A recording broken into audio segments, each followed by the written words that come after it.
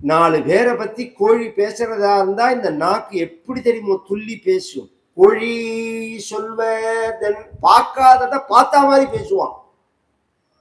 பார்த்ததையே உண்மைன்னு சாஸ்திரம் ஒத்துக்க மாட்டேங்கிறது. கண்ணால் காண்பதும் பொய், காதால் கேட்பதும் பொய், தீர விசாரிப்பதே மெய் அப்படின்னு நம்ம சாஸ்திரங்கள் சொல்றது. பார்த்ததையே உண்மைன்னு நம்பிடக்கூடாதுங்கிறது. அப்படி இருக்கிறதே பார்க்காதத உண்மை மாதிரி பேசுவா. சரி, இது மாதிரி கோவில்ல வந்து உட்காந்துன்னு பகவத் குணம் நடக்கிறதே கோபிகா ஜீவன ஸ்மரணம்னா இன்னைக்கு இந்த வீடியோ எடுத்து பாருங்க, நான் மட்டும்தான் கோவிந்தாங்க. உட்காந்துருக்கிறவான்னா கோவிந்தான்னு சொல்லணும். ஒரு நாளைக்கு வேணா சொல்லி கொடுக்கலாம், சில பேருக்கு தெரியாது. இல்ல, எங்க அப்பா புலித்தலை பக்கத்துல ஒரு ஊருக்கு போனார் கதைக்கு. எல்லாம் நான் பிராமின், அவளுக்கு இது பழக்கமே கிடையாது. கோபிகாஜி வனஸ்மரணம்னா கோவிந்தான்னு சொல்ல தெரியாது, ஜானகி காந்த ஸ்மரணம்னா ஜெய ஜெய ராம ராமான்னு சொல்ல தெரியாது.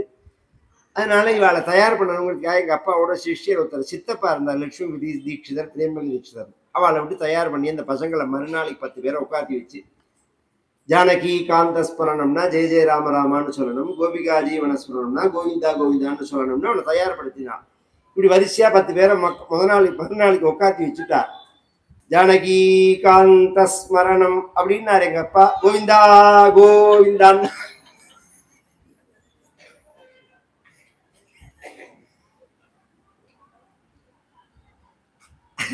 ஒரே சிரிப்பு எங்களுக்கு. சரி, அதையாவது சொன்னானே, எதையோ சொன்னானே, அது மாதிரி எதையாவது பகவன் நாமாவை சொல்லணுங்கிறதுக்கு தானே அதை சொல்றது. வாய் சொல்றதா என்ன? கோவிந்தா என்றே சொன்னால் கொண்டு உறக்கம் தள்ளும். கோவிந்தான்னா அப்படியே தூக்கம் வருது. இது வம்பு, அப்படி இருக்கக்கூடாது. வச்சாம்சி வைகுண்ட குணானுவர்ணனே, எப்போதும் பகவானை பத்தி தான் வாக்கு பேசணும். ப்ரூஹி முகுந்தேதி ரசனே, ப்ரூஹி முகுந்தேதி கேசவ மாதவ கோவிந்தேதி கிருஷ்ணானந்த சதானந்தேதி ப்ரூஹி முகுந்தேதி. ரசனைன்னா நாக்குன்னு அர்த்தம். என் நாக்கே சொல்லு கிருஷ்ணா, கேசவா, மாதவா, கோவிந்தா அப்படின்னு நீ சொல்லு. ஹே கிருஷ்ண கோவிந்த ஹரே முராரே, ஹே நாத நாராயண வாசுதேவா, கோவிந்த கோவிந்த ஹரே முராரே, கோவிந்த கோவிந்த முகுந்த கிருஷ்ணா, கோவிந்த கோவிந்த ஹரே மாதவேதி. ஜிஹ்வே ரசஜ்ஞே மதுர பிரியாத்வம், சத்யம் ஹிதம் த்வாம் பரமம் வதாமி, ஆவர்ணயேதாஹ மதுராக்ஷராணி, கோவிந்த தாமோதர மாத. எத்தனை ஸ்லோகம் சொல்லணும். நாக்கு அடைஞ்சத்தோட பயனே பகவான் நாமாவை சொல்றது. அதை சொல்லலைன்னா அவன் நாக்கு எதுக்கு சமானம் தெரியுமா? ஜிஹ்வாசதி தார்துரிகேவ சூதே அப்படிங்கிறது பாகவதம். மழை பெஞ்சா அந்த தவக்கலை இருக்கு பாருங்க, தவக்கலைன்னு தானே தப்பலைய சொல்லுவான். அது பூமிக்குள்ள போய் புதஞ்சு இருக்கும். மழை பெஞ்ச உடனே வெளில வந்துடும். மழை பெஞ்ச அன்னைக்கு பார்த்தேன்னா ராத்திரி முழுக்க விராட்டு விராட்டு விராட்டு விராட்டு விராட்டுன்னு கத்தும். அதுவும் பக்கத்துல காலி மனையா இருந்துச்சுன்னா தூக்கவே விடாது. ராத்திரி முழுக்க கத்தி அது தொண்டை வீங்கி போய் மறுநாள் கார்த்தால பார்த்தேன்னா ஜலத்துல அப்படியே கடக்கும் மல்லாக்க. கொட்டப்பிராந்து வந்து தூக்கின்னு போயிடும். அது மாதிரி வாழ்க்கை முழுக்க வம்ப பேச்சு ஒரு நாளைக்கு எவன் தூக்கின்னு போயிட போறான்? ஒரு பிரயோஜனமும் கிடையாது. எவன் பகவன் நாமா சொல்றானோ அவன்கிட்ட வரமாட்டான். தன்னுடைய கைகளால பகவானுக்கு கைங்கரியம் பண்றது, கால்களால கஷேத்திர பிரதட்சிணம் பண்றது, அது ஒரு உயர்ந்த விஷயம். இது மாதிரி கோவில் இருக்கு. இதை 108 சுத்து சுத்துங்களை கார்த்தால 5:30 மணிக்கு குளிச்சுட்டு இதை 108 சுத்தினா 3 மைல் நடந்தாம. ஏன் அது காலங்காலத்தால பல்லு தேய்க்காம காப்பியை குடிச்சுட்டு அரண்டாயிர போட்டுன்னு நடு ரோட்ல போய் பஸ் லாரி மோதிரத்துக்கு இதை சுத்தினா வாக்கிங் போன மாதிரியும் ஆச்சு, 108 பிரதட்சிணம் பண்ணினா மாதிரியும் ஆச்சு. புண்ணியத்துக்கு புண்ணியமும் ஆச்சு, இப்ப வாக்கிங் போகாம யாரும் இல்லை. கார்த்தால முடியலையா, சாயங்காலம் பண்ணலாமே. வாக்கிங் போகாம யாரும் இல்லை. நம்ம பண்ற காரியங்கள்லாம் பிரயோஜனமா பண்ற மாதிரி நம்ம பெரியோர்கள் வச்சிருக்கா. நாம அதை பிரயோஜனம் இல்லாத வீண் காரியமா பண்றோம். அதுதான் இந்த பிரச்சனை. இவ்வளோ பெரிய கோவில் பிராகாரம் ஏன் கட்டுவானேன்னா நடக்கணுங்கிறதுக்கு தான். பிசிக்கலா எக்ஸசைஸ் வேணும். நீங்க என்ன பண்ணாலும் பிசிக்கலா காரியம் பண்ணலைன்னா எனர்ஜி இதுவாகாது, கொழுப்பு எரியாது. நம்ம பெரியோர்கள்லாம் சகஜமா அப்படி வச்சிருந்தார்கள். இது மாதிரி காரியங்கள்லாம் எல்லாம் பண்ணுவா.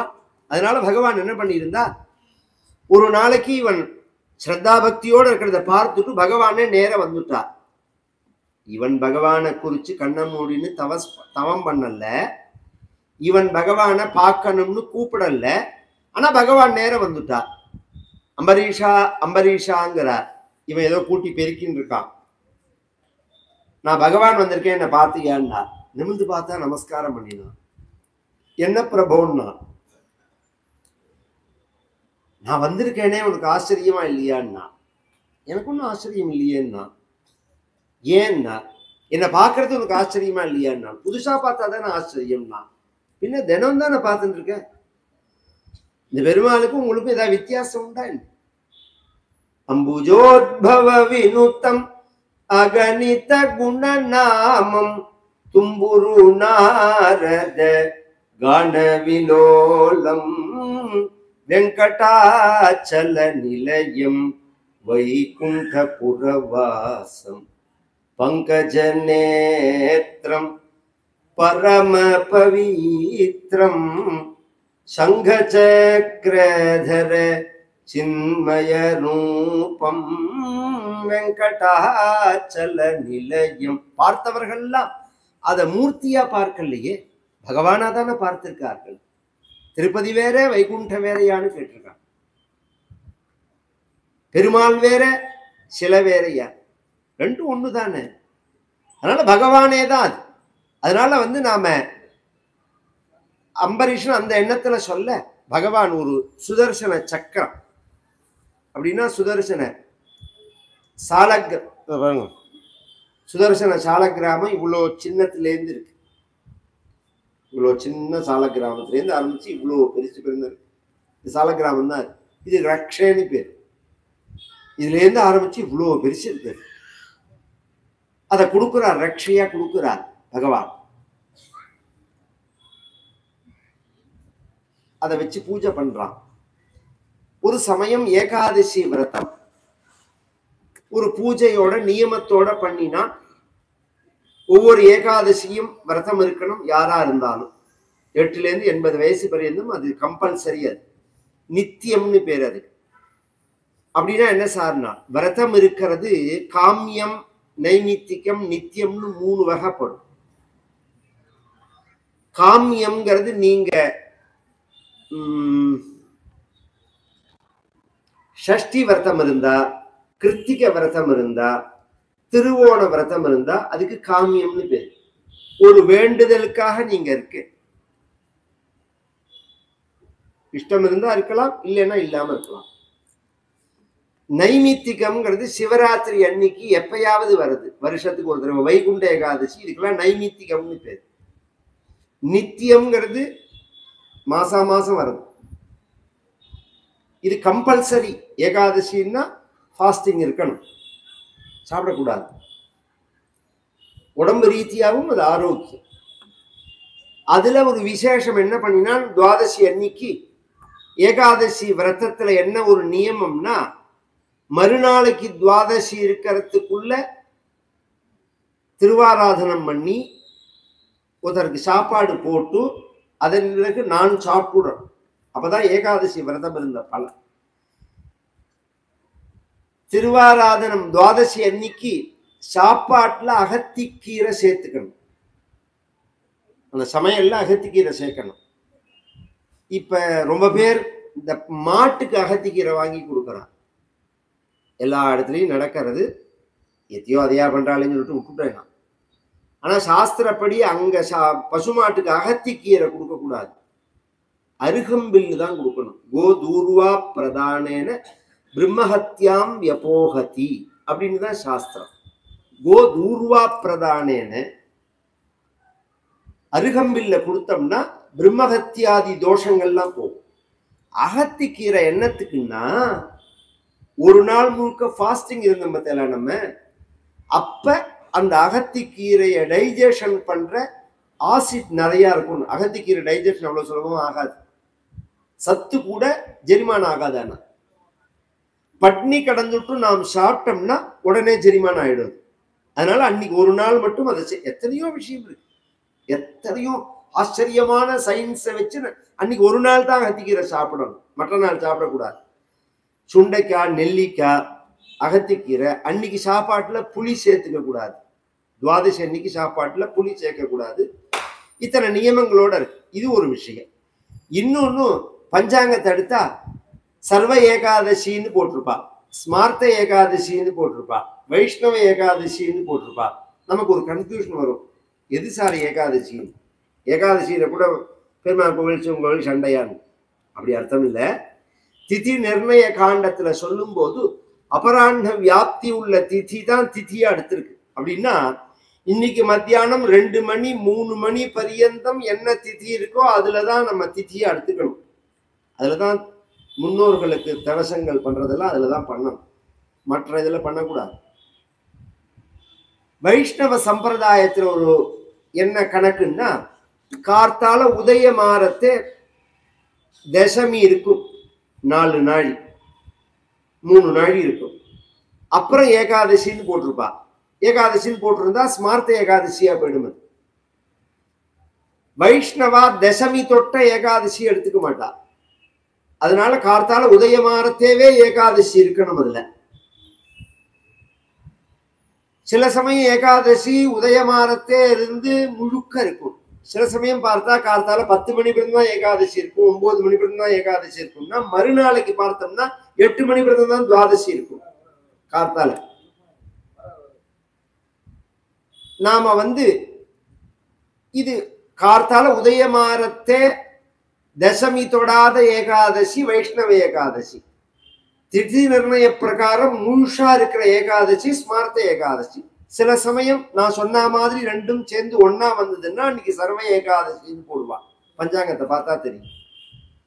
இவன் அது மாதிரி இருந்து பாயசதானம் பண்ணி பிராமணர்களுக்கு சாப்பாடு போட்டுட்டு இவன் அந்த விரதத்தை அனுஷ்டானம் பண்றான். ஏகாதசி நித்தியம், இந்த பாயசதானம் ஸ்பெஷாலிட்டி அல்ல. இந்த ஏகாதசியில கைசிக ஏகாதசின்னு வரும். அதுக்கு மறுநாளைக்கு பிருந்தாவன துவாதசின்னு பேரு. உத்தான ஏகாதசி மறுநாளைக்கு பிருந்தாவன துவாதசின்னு பேரு. இது கார்த்திகை மாசம் வரும் இந்த ஏகாதசி. இது ரொம்ப விசேஷம். பிருந்தாவன துவாதசிங்கிறது ரொம்ப விசேஷம். இந்த நம்பரிஷன் என்ன பண்றான், பரிவாரங்களோட பிருந்தாவனத்துல இருந்து இந்த ஏகாதசி விரதத்தெல்லாம் கடைபிடித்து மறுநாளைக்கு துவாதசி அன்னைக்கு கார்த்தால எழுந்து அந்த ஏகாதசி விரத நியமம் என்னன்னா, பகல் முழுக்க ஒரிஜினலா சொன்னா ஒருத்தரும் ஃபாலோ பண்ண முடியாது. ஒரிஜினலா சொல்றேன். ஏன்னா தசமி அன்னைக்கு ஒருவேளை சாப்பிடணும், ராத்திரி சாப்பிடக்கூடாது. தசமி திதி அன்னைக்கு. மறுநாள் ஏகாதசி அன்னைக்கு முழுக்க சாப்பிடக்கூடாது, ராத்திரி தூங்கக்கூடாது. மறுநாள் துவாதசி அன்னைக்கு துவாதசி இருக்கிறதுக்குள்ள பூஜை பண்ணி காக்காய்க்கு பிராமணாளுக்கு போடலாம், இல்லை யாருக்கா சாப்பாடு போடலாம், இல்லை காக்காய்க்கு போடலாம். சாப்பிட்டுட்டு மத்தியானம் தூங்கக்கூடாது. இது நியமம். ராத்திரி தூங்கக்கூடாது அப்படிங்கிறதுக்காக ராத்திரி உட்காந்துன்னு டிவி பார்க்க கூடாது. இந்த வைகுண்ட ஏகாதசி சிவராத்திரியில எல்லாம் ராத்திரி கண் விழிக்கணும் அப்படிங்கிறதுக்காக அந்த காலத்துல, நான் சொல்றது ஒரு 40 வருஷம் முன்னாடி எல்லாம் சினிமா தியேட்டர் இருக்கணும், தியேட்டர் இருந்ததோனும் அந்த தியேட்டர்ல போஸ்டர் ஒட்டிப்பான், வைகுண்ட ஏகாதசியை முன்னிட்டு இன்று இரவு 4 காட்சி காமிக்கப்படும். யாராவது பார்த்துருப்பேன்னு நினைக்கிறேன் நான். சிவராத்திரியை முன்னிட்டு 4 காட்சி அப்படின்னு. நாசமா போச்சு சிவராத்திரி. வைகுண்ட ஏகாதசி குட்டிச்சவரா போச்சு. நீ அப்படி கண்முழிச்சுன்னு சினிமா பார்த்துட்டு வைகுண்ட ஏகாதசி கண்முழிக்கவே வேண்டாம். அங்கி பாவம்னு பேர். உடம்புக்கு சட்டை, சட்டைக்கு உடம்பா, உடம்புக்கு சட்டையா? உடம்புக்கு தானே சட்டை. ஏகாதசிக்கு விரதம்க்கு உபவாசம்ங்கிறது என்னன்னா தெய்வத்தை உபசமீபே வாசம்னு அர்த்தம். அங்க பட்டினி கிடையாது. பட்னிங்கிறதே வார்த்தை சொல்லலையே, நம்ம உபவாசம்னு தானே சொல்றோம்.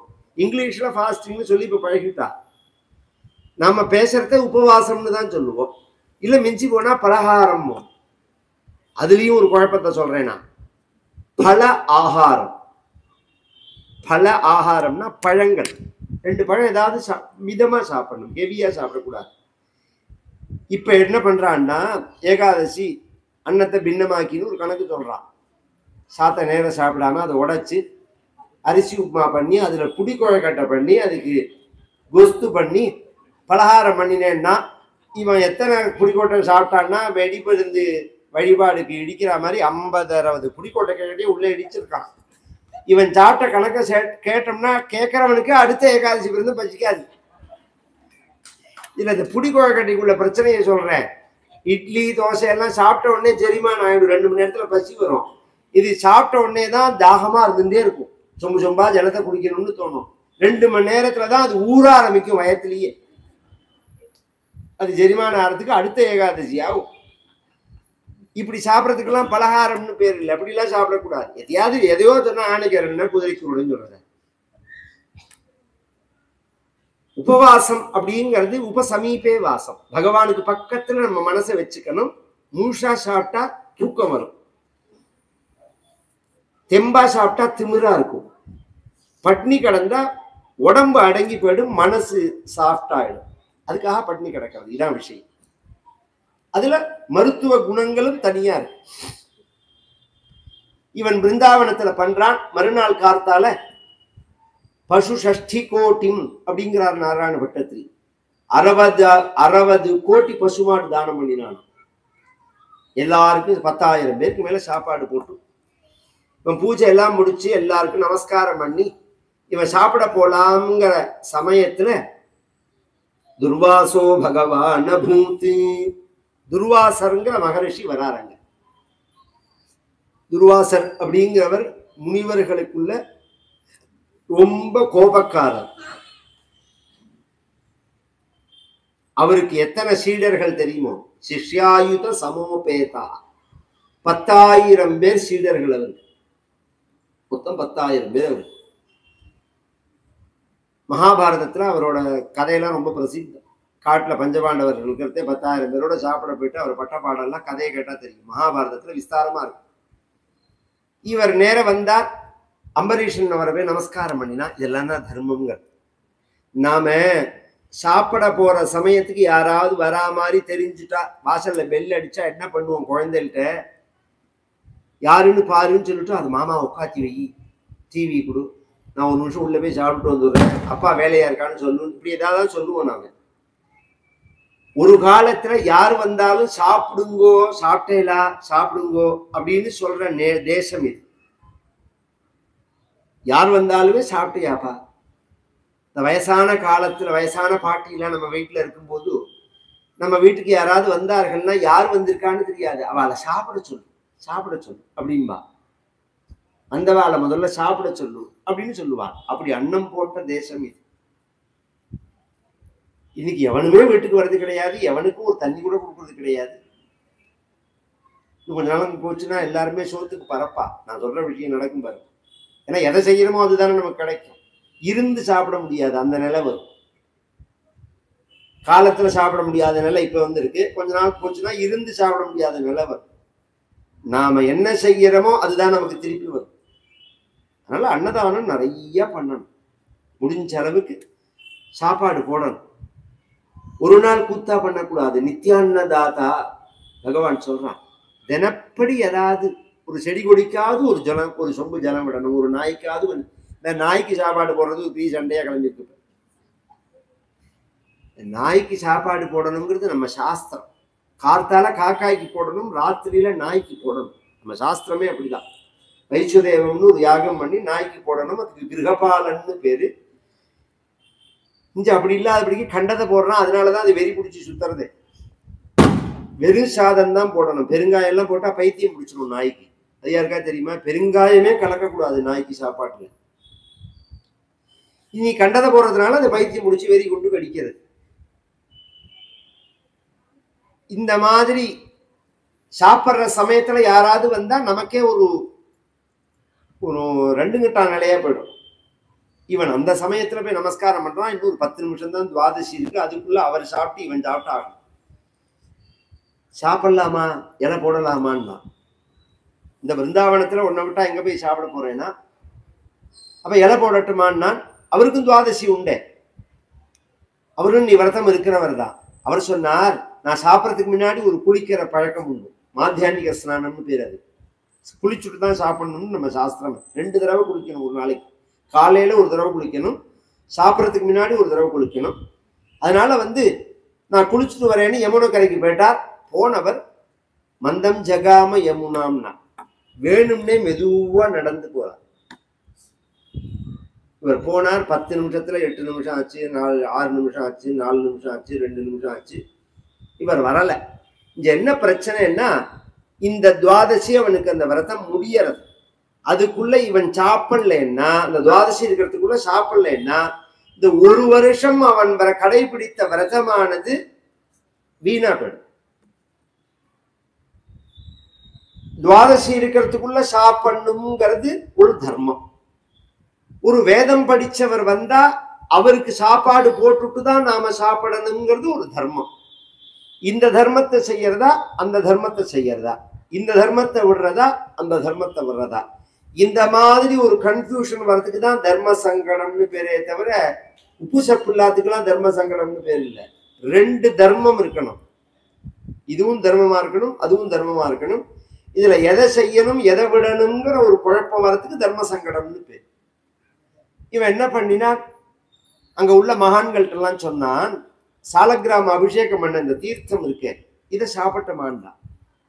ஏன் அவர் வரதா தெரியல. நான் தீர்த்தத்தை சாப்பிட்டுட்டா பாரணை பூர்த்தி ஆயிடும், துவாதசி பாரணை பூர்த்தி ஆயிடும். சாஸ்திரங்கள்ல ஜலம் சாப்பிட்டா விரத பங்கம் கிடையாது, சாப்பிட்டா மாதிரியா. அஷ்டௌதானி அவரதக்னானி ஆபஹா மூலம் கிருதம் பயஹ ஹவிர் பிராமண காமியாச்ச குரோர்வச்சனம் ஔஷதம்னு நாம இருக்கிற உபவாச காலத்துல 8 விதமான சாப்பாடை சாப்பிட்டா அந்த விரதம் கெடாது அப்படின்னு இருக்கு. அஷ்டௌதானி அவரதக்னானி ஆபஹா, முதல்ல ஜலம். ஜலம் குடிச்சா ஏகாதசி அன்னைக்கு தோஷம் கிடையாது, குடிக்காம இருந்தா விசேஷம், குடிச்சா தோஷம் கிடையாது. மூலம், மூலம்னா கிழங்கு, கிழங்க சாப்பிடலாம். கிழங்க எப்படின்னா சுட்டு சாப்பிடணும். உடனே கிழங்குன்னு உடனே அதை வேக வச்சு உப்பு போட்டு மசாலா போட்டு அப்படி அர்த்தம் இல்லை. அந்த காலத்துல திருப்பி ஞாபகப்படுத்துறேன், சிவராத்திரி அன்னைக்கு நாமெல்லாம் சக்குருளி கிழங்கு சுட்டு சாப்பிடுவோம், ஞாபகம் இருக்கா? நம்ம வீட்டுல எல்லாம் சிவராத்திரி அன்னைக்கு வைகுண்ட ஏகாதசி அன்னைக்கு சாப்பிட மாட்டா, குழந்தைகள் உட்பட சக்குருளி கிழங்க சுட்டு தான் கொடுப்பா. அதை சாப்பிட்டு பேசாம இருப்போம். மூலம்னு பேர். அது மூலம்னா கிழங்குன்னு அர்த்தம். உருளைக்கிழங்கு கிழங்கே கிடையாது, முதல்ல அது தெரிஞ்சுக்கோங்க. அது மாட்டுக்கு போறதை கொண்டு நம்ம கிட்ட தலையில கட்டியிருக்கான். ஒரிஜினலா உயர்ந்த கிழங்குங்கிறது சக்குருளி, சக்கரவள்ளி. நாங்கள் சக்குருளி கிழங்குன்னு நாங்கள் சொல்லுவோம். சக்கரவள்ளி அல்லது வள்ளி அல்லது சேப்பங்கிழங்கு, கருணாக்கிழங்கு, அதெல்லாம் சில பேருக்கு ஒத்துக்கும், சில பேருக்கு ஒத்துக்காது.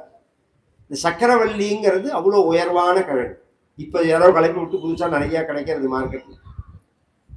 ஒரு காலத்தில் இது சாப்பிடக்கூடாது, தொடாமையே இருந்த 10 வருஷம் முன்னாடிலாம் கிடைக்கவே கிடைக்காது தேடினா. மூலம் கிருத்தம், நெய் சாப்பிடலாம், பயஹா பால் சாப்பிடலாம், ஹவிஸ் சாப்பிடலாம், பிராமண காமியாச்ச ஸ்ரார்த்தமாக இருந்தால் சாப்பிடலாம், குரு சொன்னா சாப்பிடலாம், ஔஷதம் சாப்பிடலாம், மருந்து சாப்பிடலாம். நமக்கு சுகர் டேப்லெட்டோ அல்லது பிபி டேப்லெட்டோ ப்ரெஷருக்கு சாப்பிடணும், ஹார்ட் சம்பந்தமா சாப்பிடணும்னா சாப்பிடலாம், அது தோஷம் கிடையாது விரதம் இருக்கிற அன்னைக்கு. இதெல்லாம் சாஸ்திரம் சொல்றது. ஜலம் சாப்பிடலாம்னா சாலக்கிராம அபிஷேகம் பண்ண ஜலம் சாப்பிட்டா மாதிரி ஆகும் அப்படின்னு இருக்கு, சாப்பிடாத மாதிரி ஆகும்னு சாஸ்திரம் சொல்லி இருக்குன்னு உடனே அதை சாப்பிட்டுட்டான். இவன் சாப்பிட்டான்னு உடனே வந்துட்டார் துர்வாசர். வந்தவர் இலையில உட்காந்துட்ட உடனே என்னை சாப்பிட கூப்பிட்டுட்டு என்னை விட்டுட்டு நீ சாப்பிட்டீன்னா, நான் சாப்பிடலன்னா 2 பொய்யின்னார். சாப்பிட்டது ஒரு பொய், சாப்பிடலேன்னு சொல்றது ஒரு பொய்யின்னார். நான் சாப்பிடலன்னா சாலக்கிராம தீர்த்தம் சாப்பிட்டேன்னார். ஞான திருஷ்டியில சொல்றார். சாப்பிட்டேன்னா எப்படி சாப்பிட்டேன்னா, அது வேதம் சொல்றது தன்னே வாசித்தம் தன்னே வானசித்தம். ஜலம் சாப்பிட்டா சாப்பிட்டதாயும் ஆகும், சாப்பிடாதாய் முதல்ல என்ன சொல்லியிருக்குன்னா சாப்பிட்டதாயும் ஆகும். அப்படித்தானே ஃபர்ஸ்ட் சொல்றது. அப்ப சாப்பிட்டதாதுன்னு அர்த்தம். நீ ஹரிபக்தன் விஷ்ணு பக்தன் அப்படிங்கிற அபிமானத்துல பெரியோர்களை அவமானப்படுத்துற உன்னை என்ன பண்றேன் பார் அப்படின்னு தலையிலேந்து ஒரு ஜடைய பிச்சு போடுறான். இதெல்லாம் கவனிச்சு கேட்கணும்.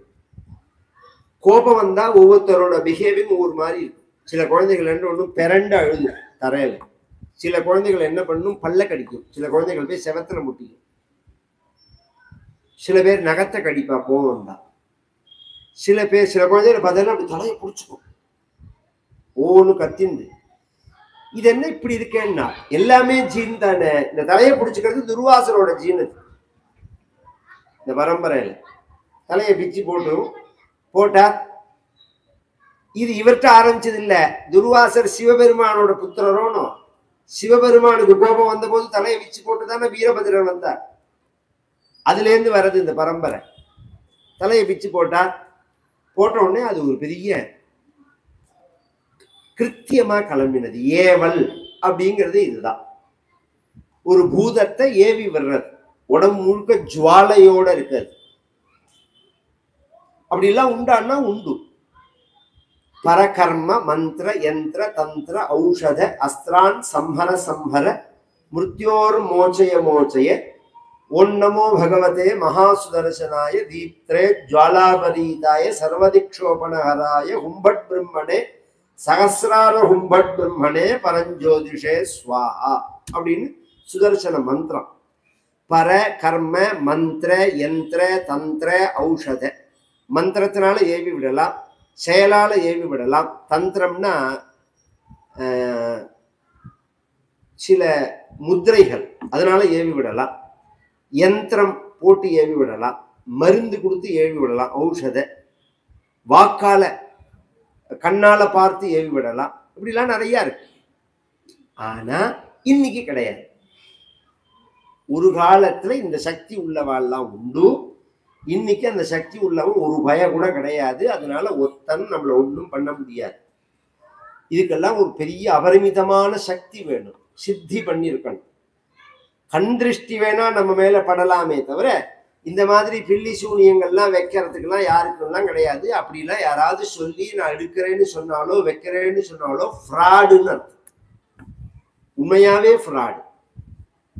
அதுக்கு அபரிமிதமான சக்தி வேணும். நீங்க நினைக்கிற மாதிரி எல்லாம் சுலபமா எல்லாம் அதை பண்ணிட முடியாது. அதையும் தாண்டி இன்னொரு விஷயம் சொல்றேன். ஒருத்தர் நம்ம மேல ஏவினா நாம ஏவலால அனுபவிக்கணும்னு நம்ம ஜாதகத்துல இருந்தாதான் நம்மளை தொடுவது. நான் தப்பே பண்ணலன்னா அவன் ஏவி விட்டாலும் என்ன ஒண்ணும் பண்ணாது, என்ன தொடவே தொடாது, தொடவும் முடியாது. அம்பரீஷன் விஷயத்துல அதுதான் நடந்தது. இவன் தப்பே பண்ணல, அவர் ஏவி விட்டார்.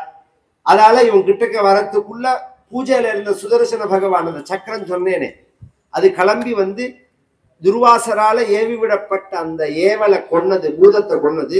துர்வாசரை துரத்த ஆரம்பிச்சது. துர்வாசா துத்ருவே பீட்டாக அதிக்ஷு பிராண பரீப்சயா. இவர் ஓடுறார், அது துரத்துறது, இவர் ஓடுறார், அது துரத்துறது. அப்ப துர்வாசருக்கும் அந்த சுதர்சன சக்கரத்துக்கும் ஒரு ஓட்ட பந்தயமா. சுதர்சன சக்கரம் நினைச்சிருந்தா அந்த இடத்திலேயே துர்வாசரை கொண்டு இருக்க முடியும். அதுக்கு கொன்னலுங்கிற எண்ணம் கிடையாது. அதனால விரட்டுறது. போகாத இடம் கிடையாது. எங்க போனாலும் துர்வாசர் மேல உள்ள மதிப்புனால எல்லாரும் வாங்குவோம்பா. உள்ள வீட்டுக்குள்ள உட்காந்து வச்சு என்ன சாப்பிட்றேன், ரொம்ப இறைச்சி பேருக்கே படபடன்னு இருக்கல, என்ன விஷயம் ஆசுவாசப்படுத்திக்கோங்க எல்லாம் கேட்டு பூஜை எல்லாம் பண்ணுவா. இந்த சுதர்சன சக்கரம் என்ன பண்ணும், வாசல்லையே தங்கிடும், உள்ள போகாது. இந்திரன் வீட்டுக்குள்ள போனா வாசல்ல இருக்கும், உள்ள போகாது. அதுக்கு ஒரு காரணம் இருக்கு. என்ன நடக்கிறதுன்னு பார்க்கும். அது உள்ள போன உடனே இந்திரன் எல்லாம் விசாரிச்சுட்டு என்ன விஷயமா, இது மாதிரி நான் சுதர்சன சக்கரம் துரத்துறது, அம்பரீஷனுக்கு ஒரு தப்பு பண்ணிவிட்டேன், சுதர்சன சக்கரம் என்ன துரத்துறதுன்னு சொன்ன அடுத்த க்ஷணம் வெளியில கிளம்புவோம். ஜர்காதிகளும் வெளியில போவோம். ஏண்டா உங்களுக்கு நான் அடைக்கலம் கொடுத்தா என்னையும் சேர்த்து சுதர்சன சக்கரம் வதம் பண்ணும். சுதர்சன சக்கரம் ஒருத்தன் வீட்டுக்குள்ள போறதே ஏன் துரத்தாம வாசல்ல நிக்கிறதுன்னா அது ஒரு காரணத்துக்காக வெயிட் பண்றது. உள்ள போயிருக்கான் அவன் நீ கவலைப்படாத உன்னை நான் காப்பாத்துறேன்னு துர்வாசருக்கு அபயம் கொடுத்தா நமக்கு 2 ஆள் ஆச்சு. இந்த பேங்க்ல கடன் கொடுக்கறத இன்னொருத்தர கழுத்து கூட சொல்றான் மத்தேனோ, அவன் ஜாமீன் கழுத்து இல்ல, அவனும் கடன்காரன் தான். நாம நினைச்சுட்டு இருக்கோம் ஜாமீன் கழுத்துன்னு. ஜாமீன் கழுத்து இல்லது, ஒரு காலத்துலதான் ஜாமீன் கழுத்து. இப்ப கடன் வாங்குறவனோட சேர்ந்து கையெழுத்து போடுறவனும் கடன்காரன் தான். அது மாதிரி 2 பேர் கிடைக்கட்டுமேனு வெயிட் பண்ணுவோம். அது எல்லா இடத்துலயும் சுத்திட்டு கடைசியில வைகுண்டம் வந்தா பெருமாள்கிட்ட வேணும்னு தான். முதல்லயே வந்திருக்கலாம் அவர் அசடு. இப்ப நம்ம ஊர்க்காரனா இருந்தா அடுத்த நாள் டெல்லிக்கு ஓடி போயிடுறான் பாருங்க, அது மாதிரி ஓடி போயிருக்கலாம். அப்படி அவருக்கு தெரியல, எடுத்த உடனே போக தெரியல. என்ன பண்ணார், கடைசியில போனார் வைகுண்டத்துக்கு. போன உடனே இவர் போற தேவை எப்படி போனார்னா, இவருக்கு திமிரு. பெருமாள்கிட்ட போய் தான் காப்பாற்றப்பட்டோம்னு இருக்கக்கூடாதுன்னு நினைச்சார். அது நடக்கல. கடைசியில அப்படியே மாத்திட்டு வெளியில பெருமாளுக்கு இவருக்கும் ஆகாது, துர்வாசருக்கும் அவருக்கும் ஆகாது, பிருகுக்கும் சிவனுக்கும் ஆகாது, துர்வாசருக்கும் பெருமாளுக்கும் ஆகாது. வெளியில பேசினாலும் பெருமாள்கிட்ட பேசுறதே, இங்க பேசுறதே, தமிழ்நாட்டுல பேசுறதே ஒரு வார்த்தை, டெல்லியில பேசுறதே ஒரு வார்த்தை மாதிரி, வைகுண்டம் போறதே நாராயணா நாராயணா நாராயணான்னார். நாராயண நாராயண நாராயணான்னு உடனே யாரோ பஜனை பண்ணிட்டு வராளேன்னு பாக்குறான் பெருமாள் துர்வாசர். உடனே அவன் கேட்டா, பெருமாள் நீங்க பூஜை ஜபம் ஹோமங்கதால பண்ணுவேன், பஜனை எப்ப பண்ண ஆரம்பிச்சேன்? அதுக்கு துர்வாசர் சொன்னார், கீழே ஒருத்தர் ராத்திர போய் சாப்பிட போனேன், அதுல இருந்து வந்த பிரச்சனை இது. யாரு வீட்டுல? அம்பரீஷன் வீட்டுல. வாஸ்தவம் தான், அம்பரீஷன் பரம பாகவதோத்தமன், அவனை யார் பார்த்தாலும் அவனோட சேர்ந்து பஜனை பண்ணுவா. அதுக்கு அவர் சொன்னார், நீங்க நினைக்கிற மாதிரி இது பக்தியில பண்ற பஜனை இல்ல, பயத்துல பண்ற பஜனை. என்ன விஷயம்னா, அம்பரிக்கு இது மாதிரி சுதர்சன சக்கரம் துரத்துறது, நீங்க தான் என்னை காப்பாத்தணும். அதுக்கு பகவான் சொன்னார், என்னால உங்களை காப்பாற்ற முடியாது. அகம் பக்த பராதீனா அஸ்வதந்திர சாதுபிகிரஸ்த ஹிருதயா பக்தைர் பக்த ஜனப்ரியா ஏதாரா அகார புத்ராப்தானி பிராணான் வித்தமிமம் பரம் ஹித்வா மாம் சரணம் யாதாக கதந்தான் தக்துமுத்ஸஹே. என்னால உங்களை காப்பாற்ற முடியாது. ஏன்னா அகம் பக்த பராதீனா, நான் பக்தர்களுக்கு கட்டுப்பட்டவன்.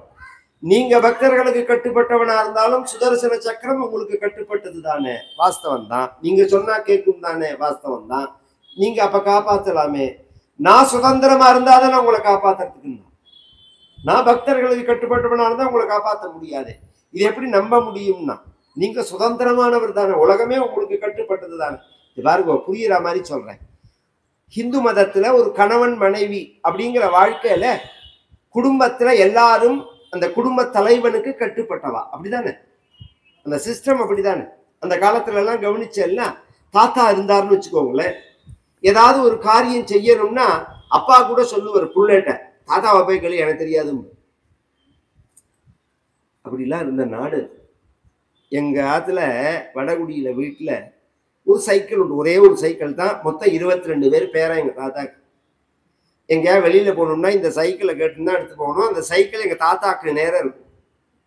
சைக்கிள் எடுக்கணும்னா தாத்தாவை தான் கேட்கணும். தாத்தாவை கேட்டா எங்க போற, எதுக்கு சைக்கிள் எடுக்கிற அப்படிங்கிறவர். அவரை கேட்காம சைக்கிள் எடுத்துட முடியாது. அவ்வளவு கட்டுக்கோப்பான குடும்பம் அது. தாத்தா இன்னைக்கு அவனையே கேட்டுக்க மாட்டேங்கிறான், என்ன யார் கேட்கறதுங்கிறான். குடும்பம்ங்கிறது ஒரு கூட்டு குடும்பங்கள்லாம் அப்படி இருந்தது. ஒருத்தருக்கு ஒருத்தர் கட்டுப்படுறதுக்கு தான் தர்மம்னு பேர். இந்த கட்டுப்பாடுன்னு சொல்ற மத்தியெல்லாம் அதுதான் தர்மமே. இவன் சொல்ற வார்த்தையே தான் தர்மங்கிறது. கடமைங்கிறதும் தர்மம் தான், கட்டுப்பாடுங்கிறதும் தர்மம் தான், கண்ணியம்ங்கிறதும் தர்மம் தான். மூணுமே தர்மம்னு தான் அர்த்தம். அதை வேற பெயர்ல சொல்றோம். அந்த கட்டுப்பாடு இருக்கு பத்தியில, குடும்ப தலைவனுக்கு குடும்பமே கட்டுப்படும். ஒரு பெண்ணு கல்யாணம் பண்ணி வந்தா அந்த பெண்ணு கணவனுக்கு, மாமனாருக்கு, மாமியாருக்கு எல்லாருக்கும் பணிவிட செய்கிறாள், கட்டுப்படுறாள். குடும்பத்துல எத்தனையோ கஷ்ட நஷ்டங்கள், துக்கங்கள், ஏச்சு பேச்சுகள், கஷ்டங்கள் எல்லாத்தையும் தாண்டிட்டு கணவனோட சந்தோஷமா இருக்கணும்னு ஆசைப்பட்டு கணவன் முதல்ல புரிஞ்சுக்காம அப்புறம் புரிஞ்சுட்டு எத்தனையோ பேர் வாழ்க்கையில எத்தனையோ கஷ்டம் உண்டு. சாகர பிறந்தமே புரிஞ்சுக்காத கணவனும் உண்டு.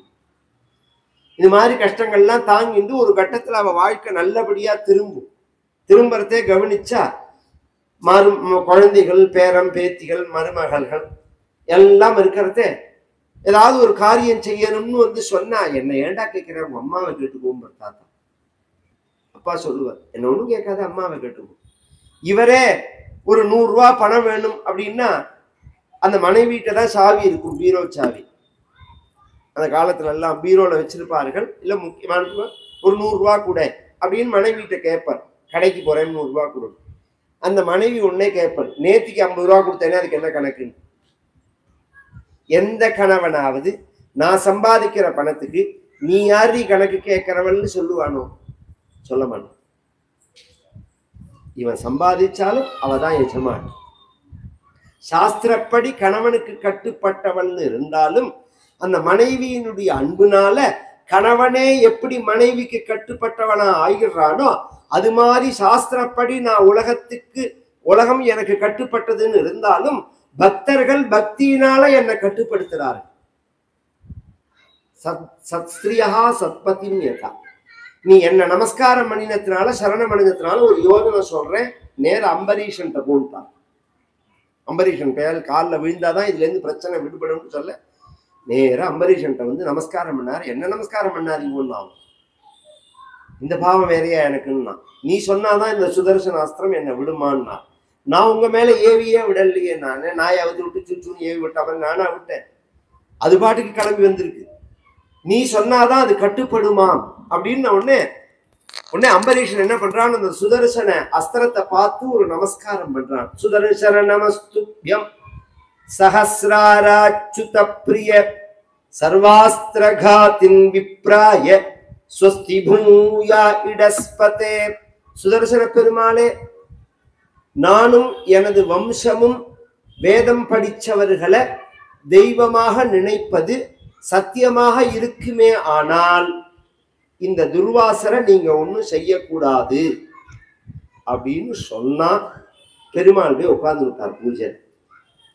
அப்பா அப்படின்னா துர்வாசர் நான் ஸ்டாப்பா ஓடி இருக்காரு. எத்தனை நாள்? ஒரு வருஷம் ஓடி இருக்கார் நான் ஸ்டாப்பா. இந்த அம்பரீஷனோட ஒரு பக்தியை பார்க்கணும். இலை போடட்டமான்னு கேட்டா, சாப்பிடாம தானே ஓடி போனார் அவர். நீங்க சாப்பிடாம போனதுனால அன்னிலேருந்து நானும் சாப்பிடாம இருக்கேன், நீங்க சாப்பிட்டப்பறம் சாப்பிடணும்னு தான் இருக்கேன்னு ஒரு வருஷமா ராஜா அபக்ஷோ பபூவா பட்னி கிடக்கான்.